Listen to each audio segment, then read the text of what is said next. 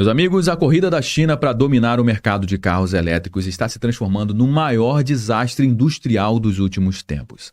A China, que criou nada mais nada menos que 129 marcas diferentes de carros, de veículos, disputando o mesmo cliente. É como se em cada esquina surgisse uma nova Tesla chinesa, todas produzindo em ritmo alucinante, torrando o dinheiro público e lotando os pátios de veículos que ninguém quer mais comprar. Isso não é uma revolução industrial, na realidade é o contrário disso. Isso é uma verdadeira bomba relógio econômica, um modelo que já explodiu muitas vezes na história recente da nossa sociedade e que está prestes a explodir novamente diante dos nossos olhos. As montadoras chinesas que estão operando hoje no prejuízo somente para bater meta de subsídio, meus amigos. Somente para garantir o dinheiro público, o dinheiro do governo. E na realidade não existe dinheiro do governo, o dinheiro público, existe dinheiro do contribuinte. E por conta disso, os estoques das concessionárias chinesas estão simplesmente abarrotados de carros encalhados. E quando parecia que esse mercado poderia se equilibrar na base da exportação, veio o verdadeiro choque de realidade. O mundo está fechando as portas para a China nesse momento. Os Estados Unidos aplicaram uma tarifa proibitiva de 100% nos elétricos chineses e a União Europeia também está seguindo pelo mesmo caminho. Acabou de colocar sobretaxa que pode passar de 45%, ou seja, a China correu para se tornar líder global no setor, mas agora descobre que não tem muito para onde escoar esses produtos, essa avalanche de produção. E adivinha quem é que está se transformando no plano B nesse momento? Pois é, plano B de Brasil. Pois é, uma verdadeira inundação de carros baratos, entre aspas, que de barato não tem absolutamente nada. A gente está falando, afinal de contas, de um carro que pode sair aí a partir de R$150 mil, jorrando aqui dentro do nosso país e deixando um verdadeiro rastro de sangue na nossa indústria nacional. A indústria brasileira está em pânico nesse momento. As montadoras instaladas aqui já enviaram uma carta-bomba ao Lula dizendo o óbvio, que é simplesmente impossível competir com o carro chinês subsidiado pelo Partido Comunista Chinês. E enquanto os Estados Unidos e a Europa estão protegendo seus empregos, protegendo a sua indústria, o governo Lula faz exatamente o contrário. Ele abre as portas para a enxurrada chinesa e, ao invés de blindar os empregos aqui dentro do nosso país e estimular a produção nacional e exigir que essas empresas venham aqui dentro do nosso país e fabriquem os seus carros elétricos aqui para gerar mais empregos, para aquecer a nossa economia e garantir condições justas de concorrência, o Planalto prefere manter a tal parceria estratégica com o Pequim e empurra o setor automotivo brasileiro para a lona. E antes que você possa me dizer, Josué, mas isso aqui é a readequação do mercado, é assim que funciona, eu vou te contar uma história muito importante que se encaixa como a luva no que a gente está vendo nesse exato momento com a China, que foi a bolha das ferrovias no Reino Unido nos anos 1840. Olha só quanto tempo que tem. Mas naquele momento, o trem era o símbolo do progresso, era o futuro do transporte. Centenas de companhias surgiram da noite para o dia, investidores despejavam suas fortunas acreditando que o crescimento seria simplesmente infinito, que os trilhos seriam erguidos em todas as direções do planeta. Mas havia um detalhe muito importante que eles ignoraram, que era o detalhe da demanda real. A demanda real não existia para toda aquela energia que eles estavam colocando. E o resultado foi um colapso devastador para economias do mundo inteiro. Empresas quebrando em cascata, fortunas sendo simplesmente engolidas e apenas algumas poucas companhias sobrevivendo para contar a história. E é exatamente esse o paralelo com a China de hoje, porque ontem eram trilhos demais, hoje são carros elétricos demais, carros elétricos encalhados. E se até gigantes podem quebrar quando o excesso encontra a realidade, o que resta para o Brasil nesse novo tabuleiro global, hein? Virar um depósito a céu aberto de sobras chinesas? Eu te pergunto também, você se arriscaria a comprar um carro chinês de uma fábrica que pode simplesmente nem existir daqui a alguns poucos anos? Muito bem, meus amigos, o mercado automotivo da China está passando por um momento muito complicado porque as empresas estão acumulando prejuízos atrás de prejuízos. Olha essa matéria que saiu aqui no Motor Show. A China tem 129 marcas, veículos sobrando e empresas acumulam prejuízos. O mercado automotivo da China tem muito carro para pouca vazão, segundo a reportagem oficial da Reuters. Olha só que loucura, cara. Nos arredores de Chengdu, a cidade de 21 milhões de habitantes na China, um showroom em um shopping oferece ofertas extraordinárias de carros novos. Audis fabricados localmente têm 50% de desconto. Um SUV de 7 lugares da chinesa FAW custa cerca de $22 mil, mais de 60% abaixo da tabela de preços. Obviamente isso aqui é muito bom, você comprar um carro muito mais barato, muito mais em conta, né? Mas isso aqui tem um peso muito grande porque parte desse subsídio aqui está sendo bancado por impostos. E esses carros que utilizaram subsídios de impostos dos cidadãos chineses estão simplesmente apodrecendo nos parques industriais. Anos de subsídios e outras políticas governamentais visaram tornar a China uma potência automotiva global e líder mundial em veículos elétricos. As montadoras nacionais alcançaram esses objetivos e muito mais, e esse é o problema. Bom, a China está afogando o seu próprio mercado de carros elétricos. Hoje, a capacidade de produção de veículos na China passa de 55 milhões de unidades por ano. Isso aqui é a capacidade da indústria. Só que a demanda interna não chega nem perto disso. Foram produzidos apenas 27 milhões de veículos na China em 2024, ou seja, 27 milhões, ainda tem uma ociosidade bem grande aqui até chegar em 55 milhões da sua capacidade.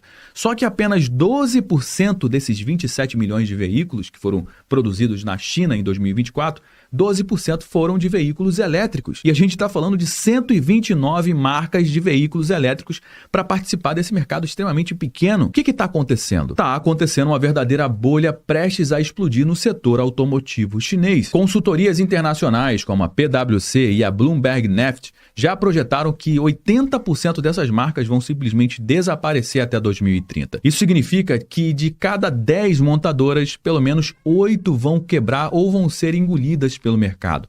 E no máximo 15 empresas vão sobrar no tabuleiro global. E esse drama já começou, porque a própria BYD, que hoje é a gigante chinesa mais conhecida aqui no nosso país, pediu publicamente para o governo de Pequim ajudar a eliminar os seus concorrentes menores. Olha só que absurdo, cara.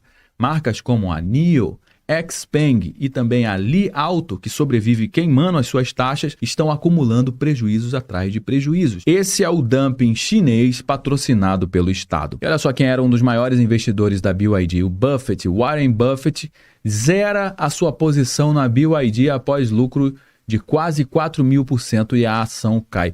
Por que ele saiu fora, hein? Por que ele tirou o seu dinheiro da BYD? O que está acontecendo? Logo, o Warren Buffett, que é um cara extremamente bem sucedido, né? Um cara que tem visão, um cara que conhece do mercado, o que ele está enxergando para ele sair fora, tirar toda a sua posição, todo o seu dinheiro da BYD, hein? A Berkshire Hathaway, que é a companhia do Warren Buffett, vendeu integralmente a sua participação da fabricante chinesa de veículos elétricos, a BYD, concluindo um investimento iniciado em 2008, foi quando eles iniciaram, quando eles começaram a investir na BYD. O movimento encerra uma das apostas mais lucrativas de Warren Buffett. Os papéis da BYD se valorizaram cerca de 3.890% durante o período. A entrada ocorreu com a compra de 225 milhões de ações da companhia por 230 milhões de dólares. E em 2022, o valor da posição chegou a bater 9 bilhões de dólares. Buffett, ele não detalhou os motivos da sua venda, mas em 2023 ele disse à CNBC que a BYD era uma empresa extraordinária,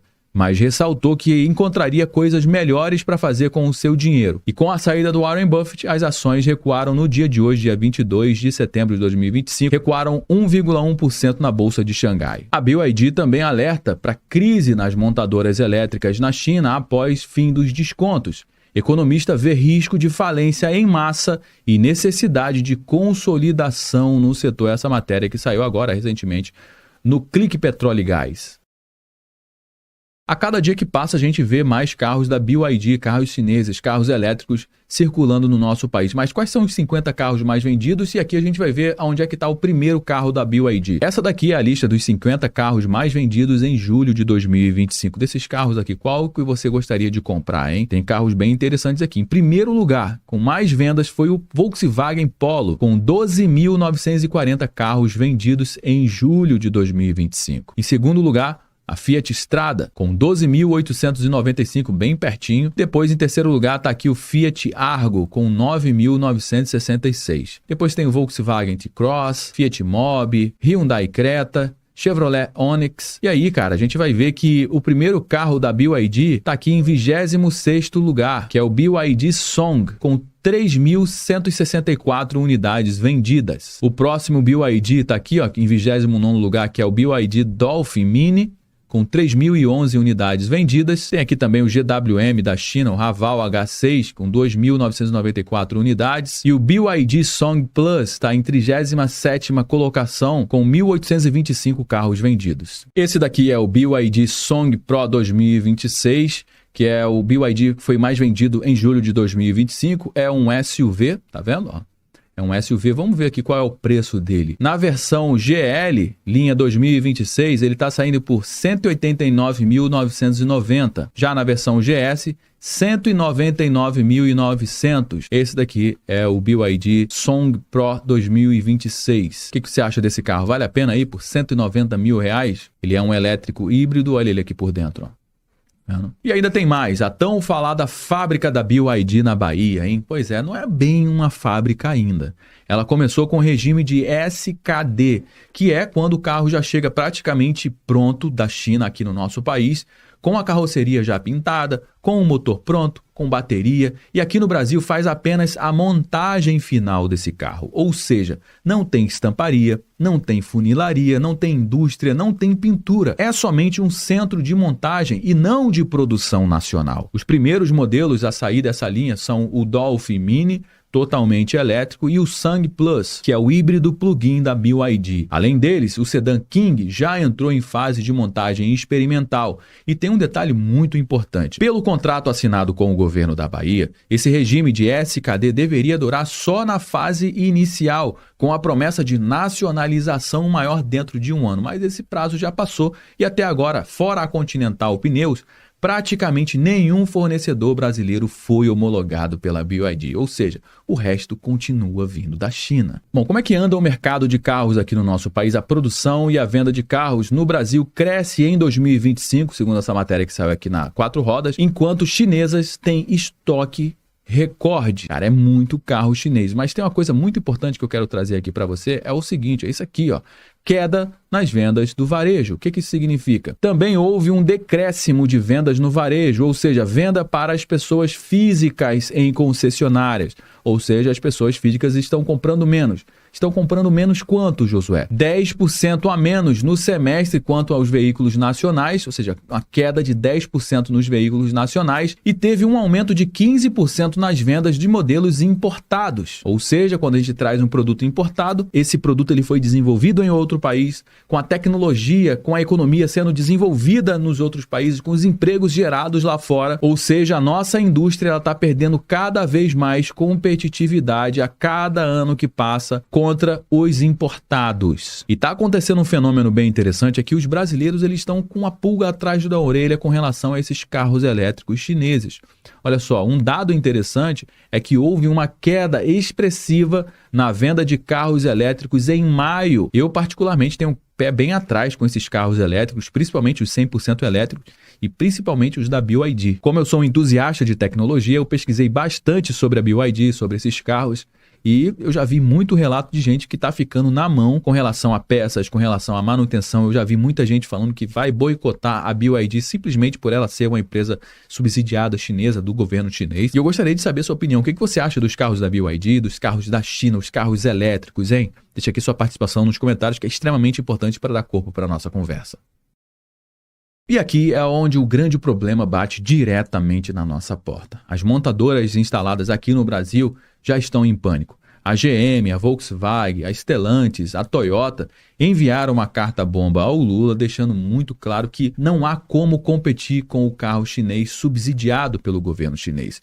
Não se trata somente de eficiência ou inovação, a gente está falando aqui de concorrência desleal, bancada por bilhões de yuans em subsídio do governo de Pequim. E qual que é o grande custo disso, hein?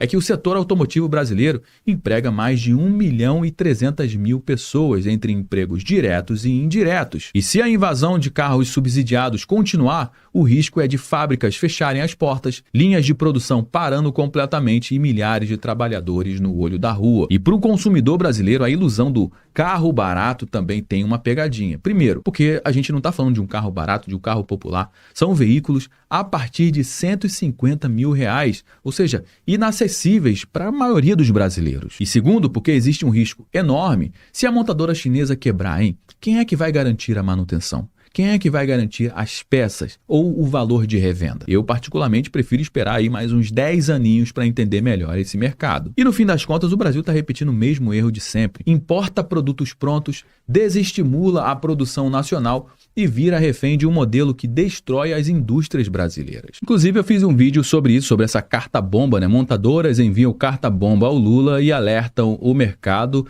Vídeo esse que a BYD pediu para o YouTube remover. E o YouTube removeu, cara. Pois é, tá vendo? Vídeo indisponível. Mas fica tranquilo que eu vou editar esse vídeo e vou publicar novamente aqui no YouTube. Vamos ver se eles vão derrubar dessa vez. Bom, meus amigos, a China transformou o carro elétrico num verdadeiro projeto de poder. E bancado com o dinheiro estatal, com o dinheiro do contribuinte chinês, e agora exporta o seu excedente como uma verdadeira arma econômica. Os Estados Unidos e a Europa entenderam perfeitamente esse jogo e ergueram barreiras para tentar impedir que a China utilize essa estratégia para minar os seus mercados. Já o Brasil, cara, ao invés de se proteger a sua indústria, prefere se ajoelhar diante de Pequim para manter a sua linha ideológica bem alinhada, mas isso acaba abrindo mão de empregos, abrindo mão de tecnologia e competitividade. E se não houver nenhum tipo de reação, a próxima vítima é o nosso parque automotivo, um dos principais pilares da economia brasileira. Eu fecho aqui novamente com a provocação. Você compraria um carro chinês mesmo sabendo que daqui a alguns anos aquela marca pode sequer existir? Deixa aqui nos comentários a sua participação, que é extremamente importante para dar corpo para a nossa conversa. Se você gostou do nosso conteúdo, deixe seu like, aproveite para se inscrever aqui no nosso canal também. Eu me chamo Josué Aragão, um grande abraço, a gente se vê agora no nosso próximo conteúdo.